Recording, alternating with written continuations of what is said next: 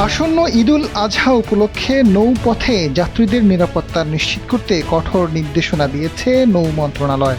এখন থেকে নদীপথে চলন্ত কিংবা নোঙর করা লঞ্চে নৌকা অথবা ট্রলার থেকে সরাসরি যাত্রী ওঠানামা সম্পূর্ণ নিষিদ্ধ থাকবে। একই সঙ্গে ঢাকা সদরঘাট সহ দেশের গুরুত্বপূর্ণ সব নৌঘাটে সার্বক্ষণিক নজরদারি জোরদার করতে নৌ পুলিশ ও কোস্ট গার্ডকে নির্দেশ দেওয়া হয়েছে।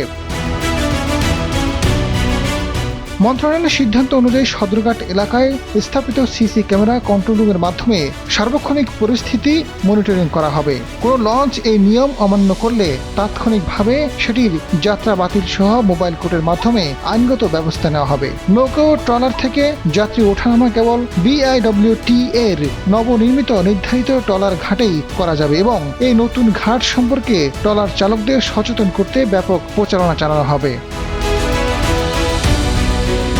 দুর্ঘটনা প্রতিরোধে প্রতিটি লঞ্চের ফিটনেস নিশ্চিত করা বাধ্যতামূলক। অতিরিক্ত যাত্রী পরিবহন, ছাদে যাত্রী ওঠানো কিংবা সিরিয়াল ভঙ্গ করলে সংশ্লিষ্ট লঞ্চের লাইসেন্স বাতিল করা হবে। প্রতিটি যাত্রীবাহী লঞ্চে অন্তত 4 জন করে আনসার সদস্য মোতায়েন থাকবে, যাদের ডিউটি ভাতা লঞ্চ মালিকরা বহন করবেন। সরকার নির্ধারিত ভাড়ার বাইরে কোনো অতিরিক্ত ভাড়া আদায় করা যাবে না বলে হুঁশিয়ারি দেওয়া হয়েছে। আজাদ ফারুক, সময়ের আলো।